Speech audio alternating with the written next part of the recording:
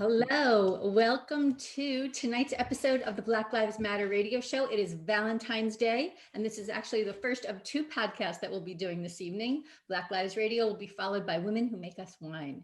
But first, Tony Farmer, our fantastic host who is in Washington, D.C., and he is the host of the show, will be interviewing Dr. Billy Vaughn. He is the Senior Managing Director of Diversity Training University International and a slew of other remarkable things, a real leader in the diversity and inclusion market world. And we're so thrilled to have you here during Black History Month. So Tony, I'm going to throw it over to you, and I look forward to hearing your conversation. Thank you very much, Hope. And Dr. Billy, it's been too long since you and I have been able to shake each other's hand and talk about all things belonging and inclusion and diversity. You are one of the people that I respect most in this area. As a matter of fact, it could be said by those of us who have followed your work that you are in a large part the godfather of diversity, inclusion, equity, and belonging space. And so particularly in the educational space. So here at the Black Lives Matter radio show in our family, we have tried our very best to make sure that we talk about all things inclusion and belonging, to let our listeners know what people are doing and the impact that it's having on our society, and keep the conversation going. We had such a tumultuous 2020, and there are so many important conversations that came out of 2020. Hope and I's job and our effort and our energy and our passion is to keep these conversations going for the purpose of having a positive impact moving forward. So Dr. Billy, if memory serves, your background is really in psychology. Tell me how you migrated from the psychology space and took that educational and academic background and landed in the diversity, inclusion, equity, and belonging space. First of all, thank you for inviting me today. I really appreciate it. I always like to give my whatever I can for Black History Month to various organizations. So I really appreciate your asking me to do this. I will say that very quickly, when I was very young, and just getting into college, I would have these conversations. I grew up in San Diego, where it was primarily, the Black population was very small. My high school, there was only 10 African Americans there. So if I didn't have white friends, I wouldn't have had any. If I didn't have Republican friends, I wouldn't have it. But both of those things afforded me an opportunity as a kid who actually grew up until his early teens in Houston, Texas, which was very segregated, afforded me an opportunity to bridge, my early learning about, race and race relations with this reality that if I didn't have these other friends, how was I going to get who was I going to have as friends? And the nice thing about it is that San Diego, and it's a whole nother story, is the best ideal place for me to have made that bridge. And one reason is because of military presence there and all the race relations training they did early on and stuff like that. But it really afforded me an opportunity as an African-American kid who were amongst very few African-American to learn about who I am and what people of other races are about by being in their everyday lives, both their home lives and otherwise. In fact, one white Catholic family took me in for a year. They had 9 kids, so I was like, no. Wow. So I got to know these folks, and they would tell me things. We would have some incredible conversations, and one of the things that struck me is they would say, "You really know people." And I didn't really understand what they meant. I was just having a conversation. But over time, that shaped me into becoming a psychologist because I was interested in people and differences. I still to this day, even though I understand it intellectually, I don't understand it emotionally, how race relations worked in the South under segregation because human beings are naturally heart-to-heart connected to each other. And so fortunately, San Diego afforded me an opportunity to develop that heart-to-heart connection. And that has been with me for a long time. I ended up going into psychology because that was a natural place for people who are curious about people and human relations to be. But I thought I was going to become a clinical psychologist, and I ended up at UC San Diego. They had no clinical psychology, and I got really interested in cultural psychology. And at that time, they had a just make it simple, they had a combination of cultural psychology, cognitive psychology, cognitive anthropology, cognitive sociology, and computer science that I decided to learn from and develop my dissertation through. And so that naturally gave me more of an academic identity than anything. But what was really nice is that my training involved having to be very practical. So I was out, I developed 5 pieces of software to teach young Black and Latinx kids who were low reading comprehension to speed up their comprehension. But that required me to be with them in their schools in the world. And we started afternoon camps and stuff like that. So I was always interested in applying this. And afterwards, I started training psychologists at California School of Professional Psychology. But we had to be applied ourselves. Most of them were clinicians. And so I would, I just called myself an organizational psychologist. So I would do that. But my primary reason that they hired me, and one of the courses I was in charge of, had to do with developing their cultural competence to do work as applied psychologist. And then people started asking me to do consulting and do training.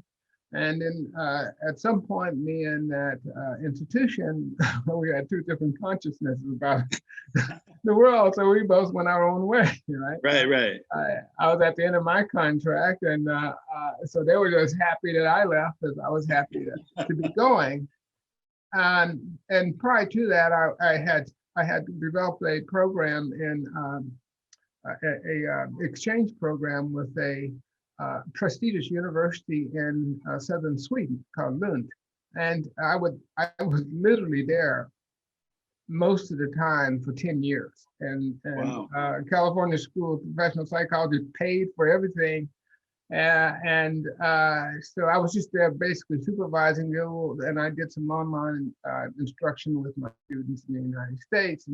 And that really blew my mind, because you don't know how much historical baggage you take as a Black person in your life until you go to a country where they see you as American first. Mm. And what happened was that my assumptions about why people were saying and doing things were busted quite often. It wasn't even on their minds. And every time I came home, I shared a little bit of that stuff that I was taking over there, because I realized the world, it wasn't everywhere, and it was my baggage. I didn't have to hold on to it. Wow. So that helped me quite a bit. And so when I got that, just before I left, I ended that program. I developed diversity training, University International. One of the programs that I had developed at CSPP was a doctoral program in cultural psychology, and it was very applied. So I thought of myself as creating people who would be out in the world doing things, and I started training people to be diversity professionals back in 1998. We had people from all over the world, Kuala Lumpur. I used to send these 3-ring binders in the mail to people, and it was a different day, right? So that's sort of my history of how I got here. And I'm going to tell you the reason I'm here today is because those graduates are phenomenal people. They are people who are doing some incredible stuff out there. They're teaching me now. That conference last summer was a good example of that. Of the students taking the reins in that, and both as advisors on our board as well as presenters. And this is why I'm still doing this work. Still doing a lot of consulting and racial equity recently.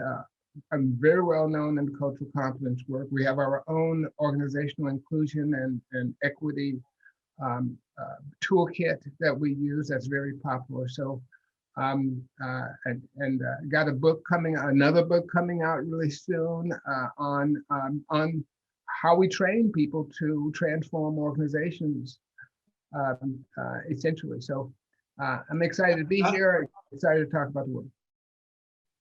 Dr. Billy, I will say to you that most of the people that we have on our show, as much power and impact as they possess, we've been fortunate, Hope and I've been fortunate that those people have an equal amount of humility, and you are no different. I know the impact that you've had on this work in this space. I know all of the people that you have impacted and trained and taught how to do this. I really want to dig into that a little bit. I want you to talk about the international presence that you created with your programs. And then I want you to tell us how you developed DELA from that initial DTUI offering. Thank you. I haven't thought about that much. That's an interesting twist on thinking about things. I would say that I've always been international since graduate school, because my graduate program was international. We had people from all over the world in our laboratory, from Japan, from Russia, from all kind of places, and so in fact, I remember the day that there was a breakthrough. It was the first email between Soviet Union and our laboratory. It was the first thing. It's the first time it happened in the world. So we were really blown away that we were able to make that happen. And it shows how much technology was intertwined in my training early on, and how it was also infused with relationships with people.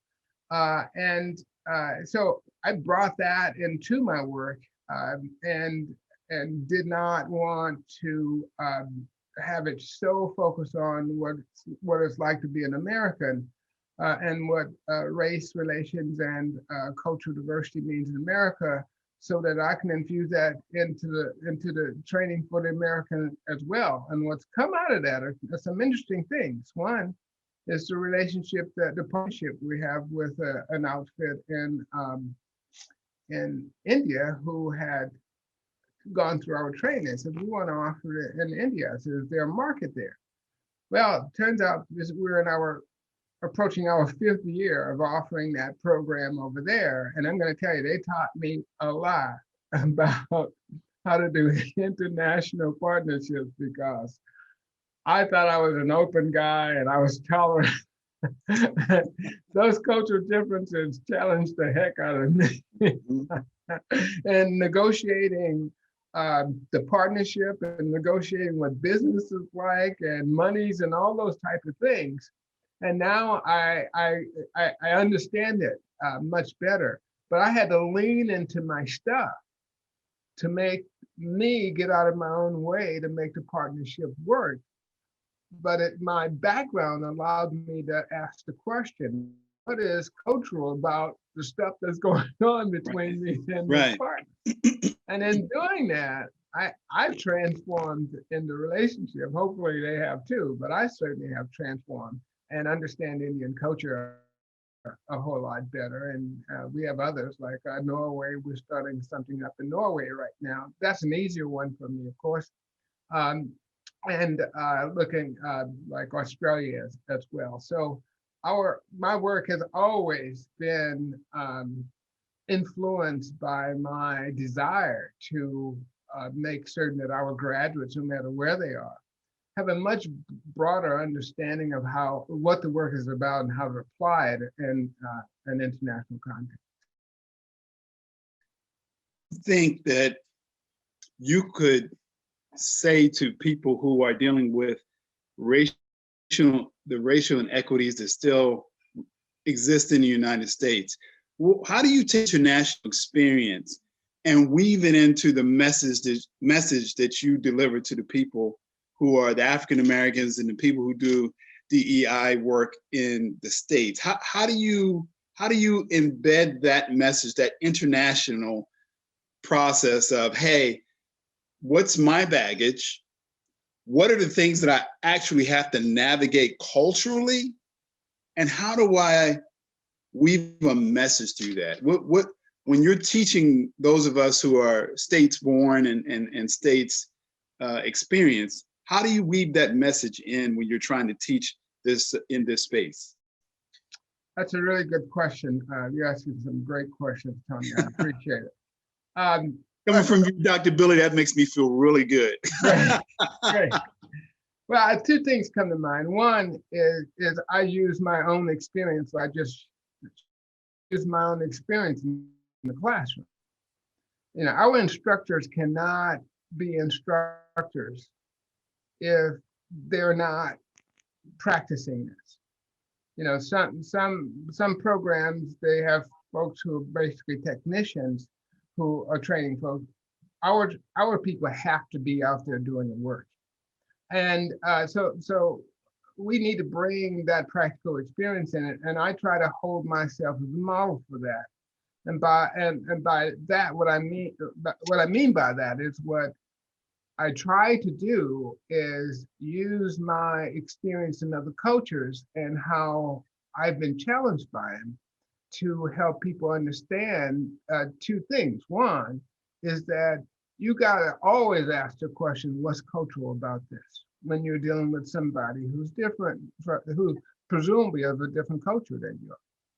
Second of all, don't be in a rush. You're not gonna figure it all out at one time. And if it takes longer to, for example, get that contract done, it might take longer. Sometimes you might lose that contract, but you would have learned something. Right. That's better than getting yourself into a contract and then there's a lot of conflict that you know, later on. So for me, it's a bottom-up kind of process. I learned I learned a lot about the Indian culture by going over there, by being in partnership with folks, meeting other Indian people from India. And I began to notice that there are some patterns that were, I wouldn't say clearly cultural, but they certainly helped me navigate those differences better without my having some actual data to say that these are cultural variables, right? Right. So a lot of it's bottom up, but we have to the same way when we go into a new organizational culture, right? Right. We can't just assume that this culture is just like the one that we left, even if they happen to be in the same stage of inclusion. We have to, I'm always asking myself, okay, what is the hidden culture in this organization? And if you can start by finding ways to embed yourself in a culture in which you know very little about, and you don't have a whole bunch of crutches to help you get through it and navigate yourself through that with a lot of humility, you'll get there. And that's going to have a considerable impact on the way you do the work as well. So let's talk a little bit more about DALA. So DALA is the Diversity Executive Leadership Academy. Did I get that right? And again, you are being extremely modest and exhibiting a huge amount of humility. I'm gonna bust that paradigm here for a moment because of how proud I am of everything that you've accomplished. I want you to give our audience an idea of how many people you have trained and how many people are now certified in this work in the number of different programs. So you have several different programs. Give our audience an idea of how many people have come through Dr. Billy's program and are now doing this work internationally. Well, since the first CDP program, we came up with the Certified Diversity Professional. We came up with it, I think, in 2003, 2004. And we had a magazine that came out called Strategic Diversity Inclusion Management Magazine. And that was our first effort to introduce this idea that credentials is very important in a broad way. And so we introduced both the diversity training certification as well as the diversity leadership certification, which is the CDP at that time. And our approach there was to fill the void. I should say our goal was to fill the void in the area of cultural diversity leadership, as well as in training, because we saw an increase in the need. Yet there were no programs out there training. There was a few certificate programs, one was a national training laboratory. They had a very extensive thing. You had to go and immerse yourself in a culture for 6 or 8 weeks. It was kind of, not everybody could do it.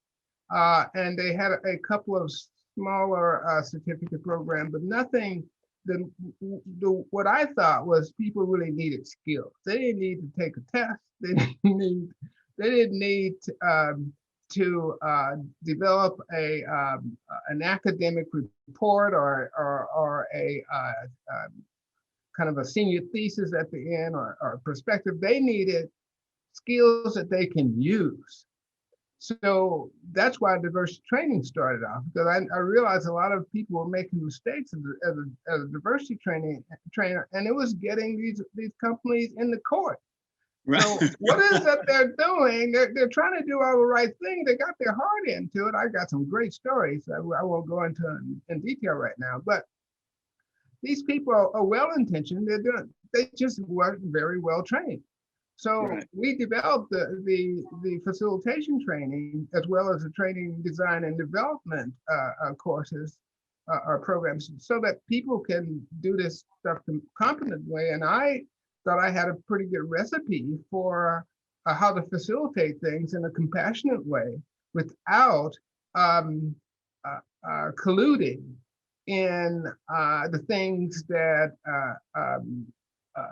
undermine our efforts to make a difference in organizations. So that's why I've been training. Then we realized that people, these organizations, they wanted a long-term effort, and it's too expensive and too haphazard in some kind of ways to have a consultant coming in and out doing it. So we started to see they're starting to ask people in-house to do it. And somebody needed to train those folks. So we started soliciting, and people were looking for it. So they found us. And lo and behold, of course, there's plenty of competition right now, and that's good. I wanted the profession to develop. I'm not going to go out and try trademark any of this stuff, because I want it out there. And I love the competition because I think I do it darn good. So bring on the competition, we'll do it, right? Yes, you do. What everybody says is, you teach us practical skills.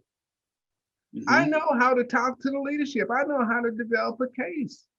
I know how to put my thumb on the pulse of what this organization needs.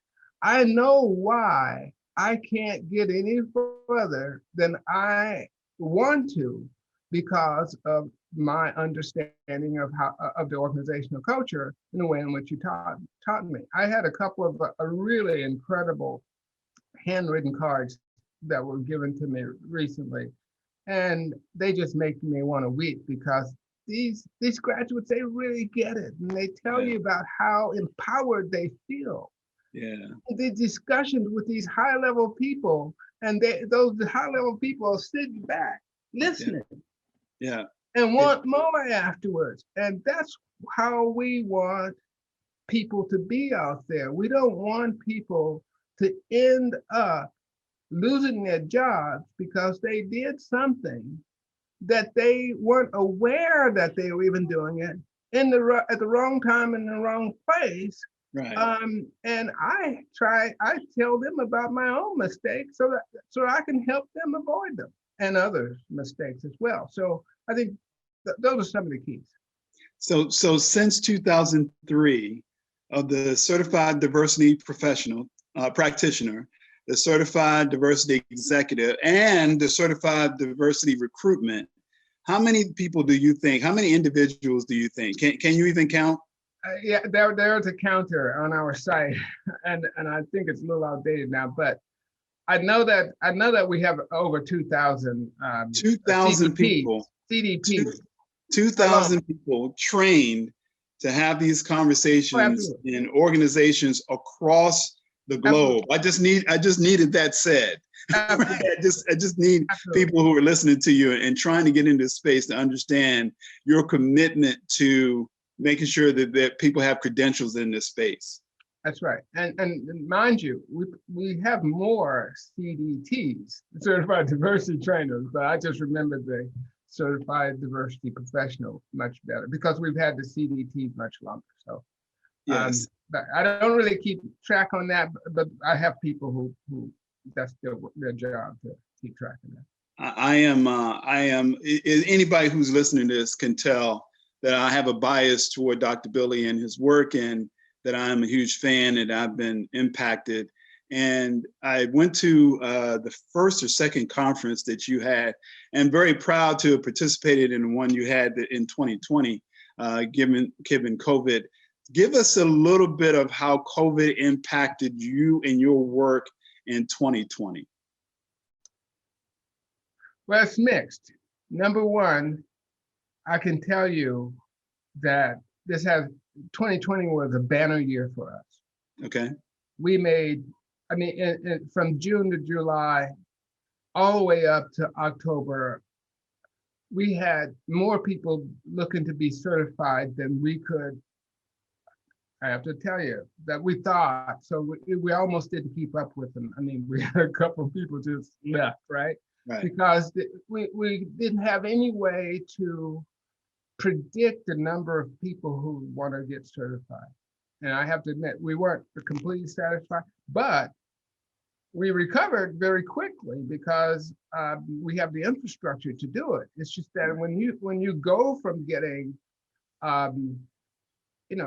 12, 14 people a month during that period of time, because that's kind of a slow period, to getting about 25 to 30 a week, it really changes it changes things. and I keep my registrar, she keeps saying, she keeps telling me what we have to keep up with. I said, it's going to slow down, don't worry. It wasn't slowing down. So that's one thing, is that it wasn't COVID. It was the combination, and this is just my analysis of it. There's a combination of COVID,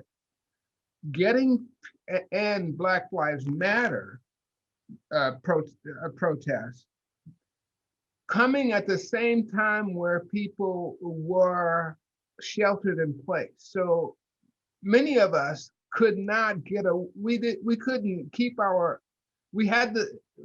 be unconscious of it by running around, shopping, going to work, coming home, picking up the kids, and doing our community work, all those things. Those things weren't there for us to do. We were at home in front of the TV. Or the computer. And so many of us who would have otherwise been able to be distracted were not able to, because we were confined. Yes. And as a result, that was a different response than we've ever seen before, because it penetrated the psyche of Americans. And that led to especially young people putting pressure on their CEOs and chancellors and saying, what are you going to do about this? Yeah. Yeah. And those chancellors and those CEOs started listening because they too were in front of their televisions. Mm-hmm. And I see that as a central piece of history with respect to Americans' shift towards embracing inclusion in another way. And I hesitantly but courageously will say I don't think it's going to change. Yeah. Yeah. I think you're any assessment you make, I'm going to sign off on, Dr. Billy, because I know you've done the work. Think about this and give me your response. The need is moved. We don't have a substantive way to calculate how much is moved or whether it's moved enough or whether the movement is adequate. There's still so much work to do. But since last year, Dr. Billy, we have a first in the White House, the first African-American or woman of color in the vice president's office. We have this surge of organizations that are interested and invested in diversity, inclusion, equity, and belonging. We have this interest, this depth of interest like we've never had before. As you consider Black History Month 2021 and the years that you've been doing this work, what pops up for you? What resonates most with you at this time? Hidden figures. Talk to me about it. Black history is both a history of the struggles of Black people trying to and fighting for recognition as being equal to anybody else in this country and this world. If we look at Black history, we have all these examples of people who've made all these achievements, but they don't resonate with us very well. The Black Power movement, the Black Lives Matter movement, the Civil Rights movement, police brutality, poverty, those are the things that stick out in the psyche of America. And that needs to change because that really is only a partial history of Black people in America and the world. And it's only because most of our contributions have been hidden that we have this impression about what Blackness is in America that is not even half the story. So somehow we've all, even as Black people, we've colluded in this being relegated to this idea that we've been relegated to the bottom of the social, political, and economic and educational hierarchy. And in some ways that's real, but in other ways, there are so many hidden figures in the Black communities that if we don't give them some recognition, we won't ever change the status quo. The status quo comes when we exploit our greatness beyond sports and entertainment, but in the ways in which we've actually had an impact on what it means to be in America. So Hidden Figures is a very, very good example of how Black people have been infused in the history of victories and accomplishments and innovations that the United States has experienced. But what has happened is that America has a culture where somebody has to have credit. We're not a society where everybody gets credit. we'd like to have the figures that we put on pedestals, so we can create statues of them, etc. Right? But in reality, there's no leader and there's no great person who hasn't had a team of great people behind them. And many of those great people were African American. Now, the difference is that at this point in time, on the one hand, one can say, hey, listen, yes, but look, all those other folks who were behind the scenes, they didn't get credit either. But they did it indirectly because they shared, I just said, the whiteness of the person who was put on the pedestal. Yeah. So the way that you change that is to be intentional about it. And that's why Black History Month is so important. But it's like one woman said on LinkedIn, I experience Black history every day I look in the mirror. Yes, I'm walking Black history. I was sharing with one of our other guests that I used to listen to the Tom Jones Morning Show religiously way back. And he always promoted Black History 365, right? And so it was always interesting that, and he had a couple of corporate sponsorships that really pushed that agenda. Mm-hmm. Dr. Billy, you are a person that I look up to. You're certainly like a big brother, and you have been very generous and gracious to me. Your work inspires me. I follow you religiously, although you don't know it all the time. I'm always watching what you're doing and trying to keep up with the new and innovative ways that you do your work. Tell me, who inspires you when you look at your career and all the things that you've done? Give me a short list of people who've inspired you to continue to do what you do. That's a good question. Thank you. There are a few things. One's my grandmother who passed away. She was 102 and a half. She passed away summer before last. I would say that she was probably the first psychologist in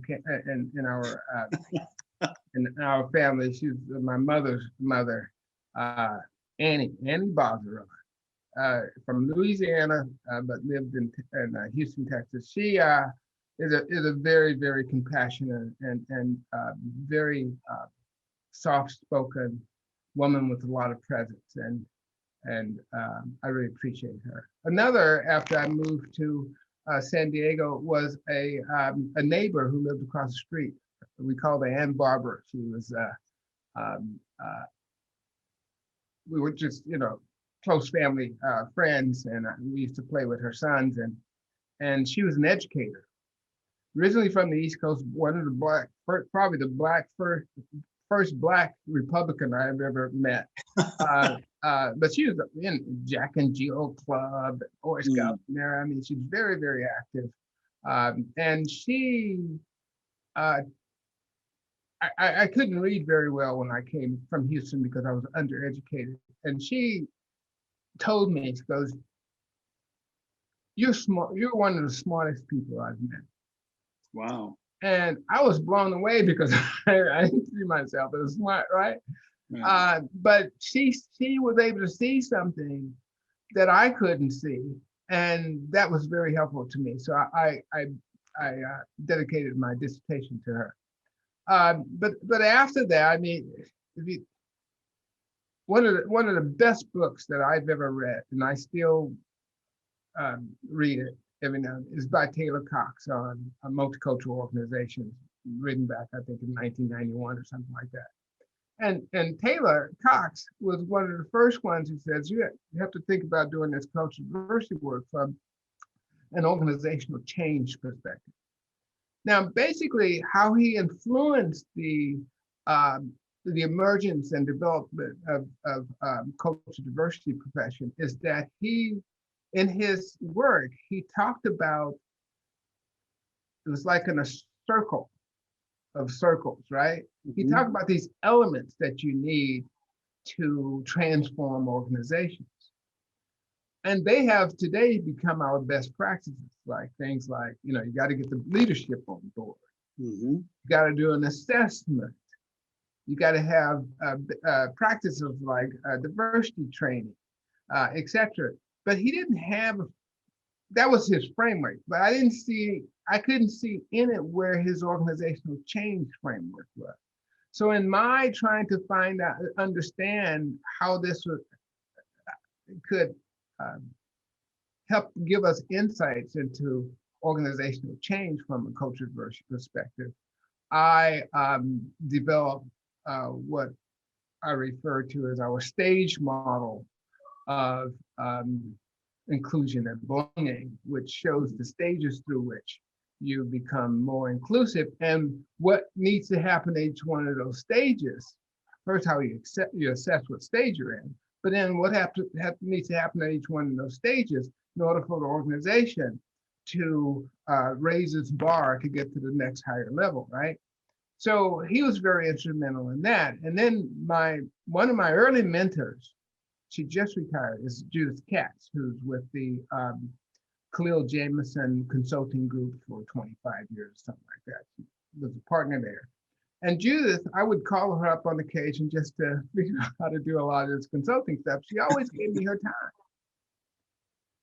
And one of the things she told me was, I actually got that stage model from one of her earlier works. Mine's a little different, but it was certainly impacted by it. But one thing she said, Billy, try not to do this work by yourself.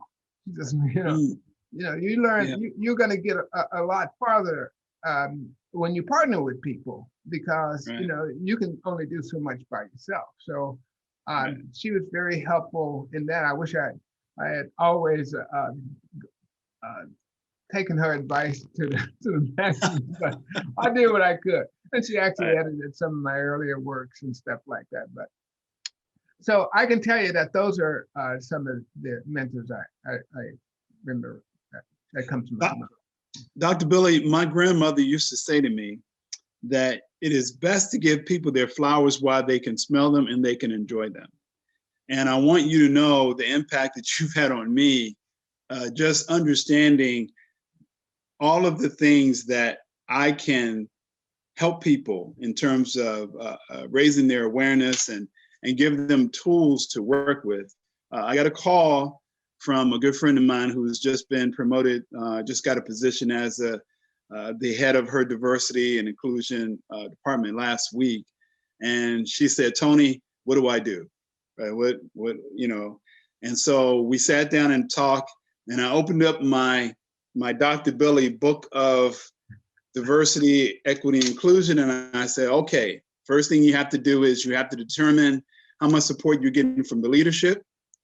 I say you have to do an assessment. You have to look at your employee climate surveys, and you have to understand what the demographic of the organization is. You may have to look at promotion numbers and see if there's anything in there that you can pull out, and then you have to train your staff. And so I am so pleased and honored to be able to say that all of those suggestions came from my Dr. Billy book of diversity, equity, and inclusion. And as you said, there's so much of this work that is most advantageous if you're teaming and partnering with people. I will also tell you that I have been in touch with many of your graduates, the graduates of your program. We stay in regular contact. Some of those relationships I developed at the first conference I attended, and even the one that I participated in. So your impact, your legacy is secure.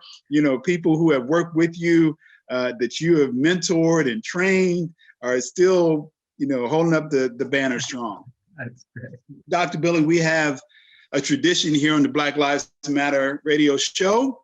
I kind of do the exciting conversations, and I kind of dig into the background, throw a couple of curveballs when I can, just to kind of, again, provide education and awareness. But the last question is left to my co-host, my friend, my mentor, my peer, my business partner, Ms. Hope Katz-Gibbs. So she will ask you the last question or questions, and then we will wrap up from there. Hope, over to you. Thank you, Tony. Thank you both. Yeah, this is really fascinating. One of the things that jumped out at me was this toolbox. And one of the things that we're really trying to do with the Black Lives Matter radio show is provide education for our viewers and our listeners. So what is one thing from your toolbox that you'd like us to take away this evening? I think that the most important thing from a Black history perspective is that Black people are doing life-changing things almost every day. And notwithstanding the people who are in healthcare and teachers and things like that, people are doing stuff that are really making an impact. And if we can just take an inventory in our lives about the people who we have around us and what they're doing, and just ask the question, what's important about this? Mm-hmm. I bet we'll find that we got a lot of hidden figures in our lives that we can share with our community, we can share with our family, we can share with our friends, etc. People we're going to school with, so that we began to talk about Black people in a way that really matters and bust those stereotypes that all of us unconsciously are carrying around. So I would say that would probably do it for me. Yeah, that's fabulous. And thank you for that. We really hope that that's true for everyone everywhere as we move forward. So thank you, Tony Farmer. You've been wonderful as always. We're thrilled to be celebrating Black History Month tonight with Dr. Billy Vaughn from the Diversity Training University International. He is the Senior Managing Director and creator and obviously the godfather of this movement. So we are honored to have you on the Black Lives Matter radio show. And I'm Hope Katz-Gibbs of Incandescent Radio and all things incandescent. We will speak with you next Sunday, 6 p.m. Eastern, when Tony will have his next guest on. So thank you, Billy. Thank you, Tony. Thank you. Thank you.